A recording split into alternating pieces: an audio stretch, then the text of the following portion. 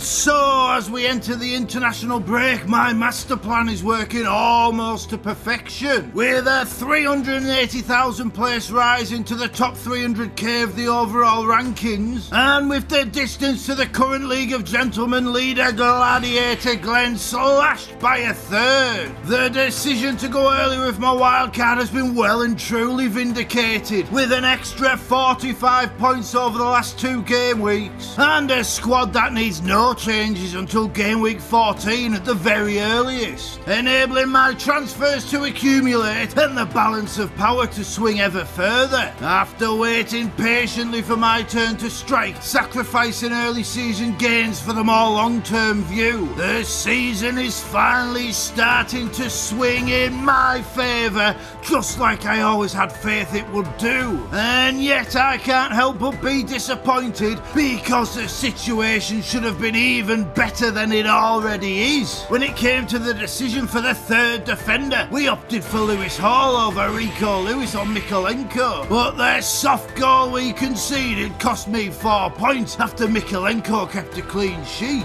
However, starting Mikolenko away from home was never under any serious consideration, so I'm philosophical about those points. Sometimes in FPL your third sub does the business, that's just the way it goes, and it is not what I'm disappointed by. The big frustration in defence was seeing Diego Dalot subbed off 3 minutes before that crucial 60-minute threshold, while Mazraoui stayed on the pitch and went and got himself 8 points. Mazraoui was in my wildcard draft right up until the last minute, when I decided to go for the more nailed and more attacking Dalot instead. And now all the talk I'm hearing is that the incoming Amarim is more likely to prefer Mazraoui's style to Dalot's, and all the extra money I've spent on devilish Diogo is gonna go to waste. Still, the Man United defensive slot in my wildcard was always a 3-game week punt, and it may yet still work out, so that's not what I'm disappointed by either. Nor am I disappointed by Palmer and Saka failing to deliver for the 2nd game week running, nor by Strand Larsen being outshone by the precocious Cunha this week,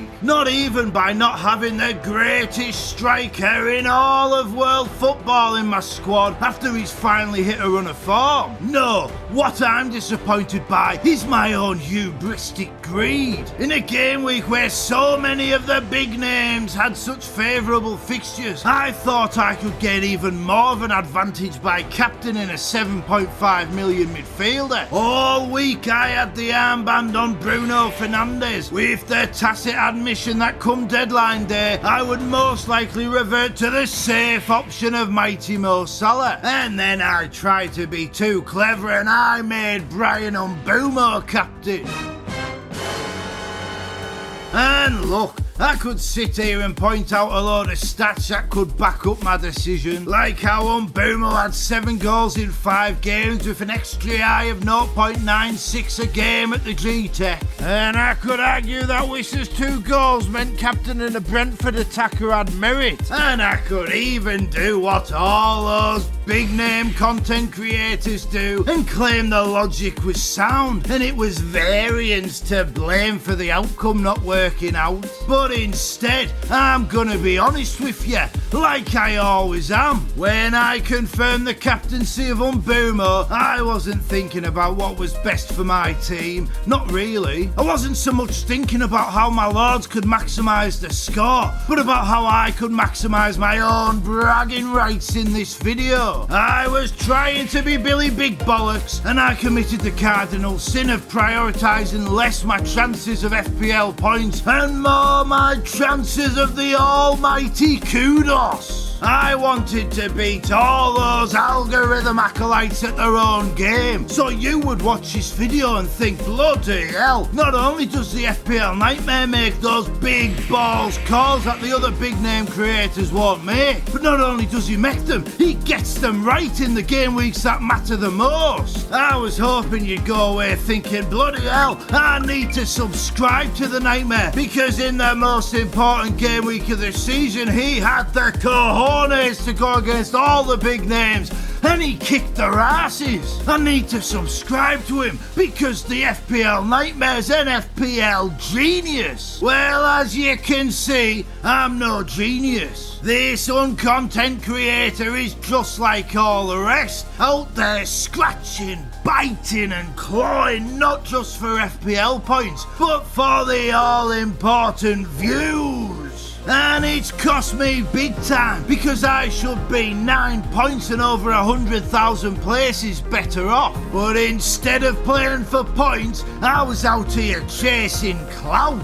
And that's on me. That's my fault. And I can only hope those FPL gods take mercy on my fallible soul. Because if that arrogant action costs me the League of Gentlemen Championship, I don't know if I'll ever be able to forgive myself. So there it is, the whole ugly truth laid bare. I got a small taste of the views, and in chasing that dopamine hit, I forgot what I was meant to be chasing all along. That ultimate goal of becoming the world #1. With that being said, I did manage to pull a little bit closer to the ultimate prize despite my pomposity, with the points per game week to make up now down from 5.5 to 5.44. It's a marginal gain, but it's a gain nonetheless, and we'll take those all day long. Furthermore, I was still able to put together a very good game week indeed. It wasn't quite the 80 points I claimed was a conservative estimate, though had Dallo played those extra 3 minutes and had I not been so arrogant with the armband, I would have ended up with 92 points. So I was right to be confident in my wonderful squad. But yes, luckily for me, it was still a very good game week, and on paper my team for game week 12 looks likely to explode again, with 6 big players against promoted teams, with 2 inform attackers against Everton, with an attacking defender at home to West Ham, and with favourable fixtures for both Aït-Nouri and Saka. However, in game week 11 I had home advantage, whereas in game week 12 I have 9 of my lords on the road, which does lower the ceiling somewhat. Still, it all looks good on paper, and having been humbled for my captaincy charlatanism this week, I can state right now that in game week 12 I will be going with Captain Salah, and for the foreseeable future it will be either Mighty Mo or Call the Goal. I'd love to get Isak into this team for game week 12, but I will likely have to wait until game week 14 when those fixtures swing for both Visser and Fernandes. And that's a situation which isn't ideal, because while I rose to second in the League of Gentlemen table, the 2 apples of Mama Hodgson's eyes both wildcarded Isak into their team and cut through the core of the field, posting some golden delicious scores and almost pipping me to that second place as they join me in some high stakes gladiator hunting. Highlow Hodgson climbed from 8th to 4th, with new signings Salah, Fernandes and Isak the big scorers, and a special mention going to goalkeeper Andre Onana's 9 points. However, it appears Highlow Hodgson also aimed for the green on a par 5 with his captaincy, only to drive straight out of bounds as Solanke's goal-scoring feet turned to the sand of the bunker. With that being said, it does feel like Highlow Hodgson's captaincy gamble was an honest FPL punt in an attempt to make up some ground, as opposed to my greed-fueled gambit, and he was far from the only person to back a 16-point striker against a newly promoted team. Still, even with having to take a drop with his captaincy, Hylow's 72 points are good enough to see him right back into the title picture. And given that strong squad Highlow Hodgson has to attack the coming game weeks with, there's every chance that soon enough he'll once again be putting for that green jacket. As for his brother Dan the Dragon, well, that's the one call I got absolutely spot on last week. I told you not to write off the Dragon. I told you when he played his wildcard he'd be right back into contention. Yet not even I foresaw such a remarkable 1 game week turnaround. Inspired by defending champ Dinga Cabezas' huge climb in game week 10, the Dragon soared even higher, hitting 105 points to become the first gentleman in this year's 100 club, and moving on up from 15th place to that bronze medal position. He had 15 points from 2 relegation threatened defensive players. He had 5 attackers smashing double-figure scores. He had the basic common sense to captain the most consistent player in the game. He established a 13-point lead over his brother in the chase for family bragging rights, and he decimated the Gladiators' lead over him by 49 points. It was a sort of outcome every FPL manager dreams about when they play the most powerful trip in the game, and it's firmly established Dan the Dragon right back in the title race. However, we can't make the mistake of thinking it's going to be a 4-horse race from this point on, because just behind us in 5th place is King Ding, the highest ranked gentleman with every chip still in his locker. And having seen the dramatic impact the Hodgsons and I have had from our wildcards, you have to accept that when the sensei of squad selection sees fit to throw his wildcard on the table, he is likely to have an equally as dramatic rise, if not one even more spectacular. And yet, while you think he's probably likely to do it in Gameweek 12, when you look at his team, there doesn't even really seem to be any great need to do so. He's got Salah, Palmer and a key Man United attacker. He's got Haaland, Watkins and Geord and Strand Larsen up front. He's got 2 free transfers, so if he does want rid of Haaland, it's an easy switch to whichever 2 attackers he deems the most necessary. The King could wildcard, and it would be a strong play, but perhaps the stronger play is for the King to keep that chip for a rainy day, especially with the yellow cards accumulating, injuries starting to bite, and the festive frenzy just around the corner. Whichever option the King ultimately goes for, he looks set for several green arrows in the game weeks to come. So no,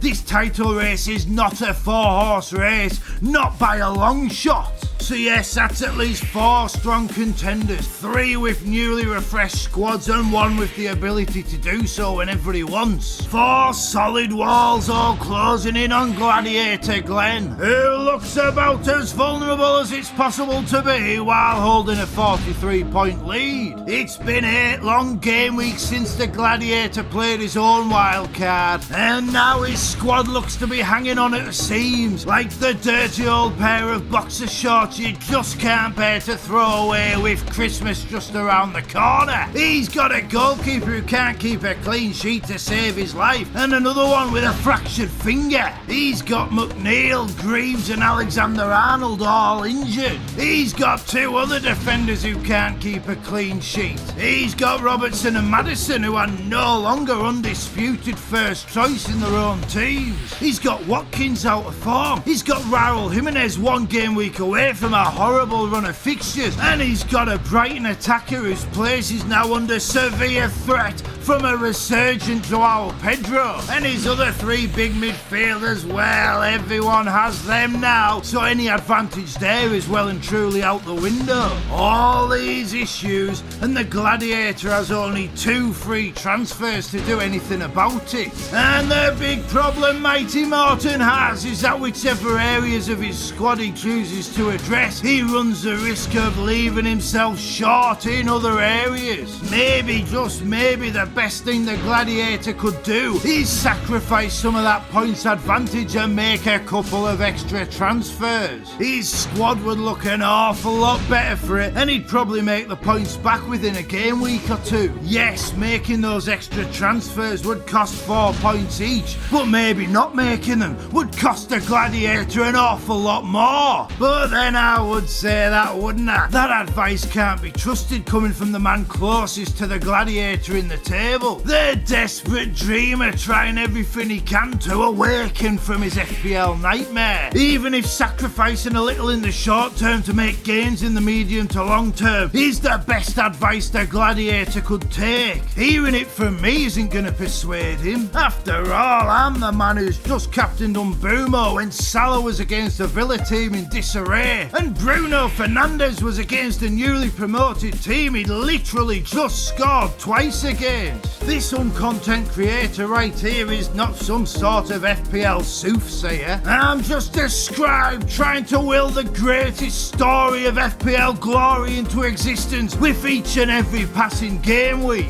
Furthermore, I'm the manager who stands to gain the most from Mighty Morton making a mistake. He'll be sat there at home watching this thinking this is yet another example of some of those fabled mind games. But then does me being sat here knowing that the gladiator will be thinking that mean that me suggesting that very good advice is designed to make the gladiator not take it? Is this entire section of the video all designed for an audience of one? That's some sort of double bluff banter. That's something the gladiator has to ponder over the international break, while the rest of the chasing pack can sit here with no such selection quandaries. Of course, the international break might throw up the odd injury problem, but us late wildcarders can make proactive transfers from a position of strength, rather than making reactionary moves as part of a scrabble for survival. And yes, while I do wish I had the greatest striker in all of world football in my team, Hodgson has that game against Leicester, so he is more than capable of matching him. Highlow, Hodgson and the Dragon have just played the wildcards, and the King can do so whenever he sees fit, so those three gentlemen will also be relaxed in the transfer market. But for those who played their wildcard hand too early like the gladiator did, the pressure is rising. As the weather gets colder, the damp is starting to come through the walls of their rickety old houses, and the black mold of a bad squad is leaving them gasping for air. Game week 12 has long been pinpointed as a pivotal game week in this year's FPL campaign, one where all those fixtures swing and the momentum can shift in dramatic fashion. It's loomed over the horizon for every manager, whether as the rise of a new dawn for those with patience, or as a potential sunset on a season of promise for those early birds who went chasing the worm. And now game week 12 is here, and the festive frenzy draws ever closer, and we're about to find out exactly what every single FPL manager is made of. We're about to find out whether the gladiator has the nous to go the distance, whether those early wildcarders are able to arrest the reversing momentum of their squads, and most importantly, we're about to find out whether the uncontent creator can get his massive ego in check and further re-establish himself well and truly on the road to glory. And so, ahead of such a momentous Pendulum game week, let me just say, may all your transfers be successes, may all your arrows be green, and may those FPL gods be in your favour. Show mercy for my misplaced pomposity by hitting that subscribe button, and we will see you next time. FPL Nightmare, got me pulling out more, yeah. I'm the greatest football manager to ever grace the old armchair, but the FPL gods hate me, and no one seems to care that my points are only average, and my ranking is not fair.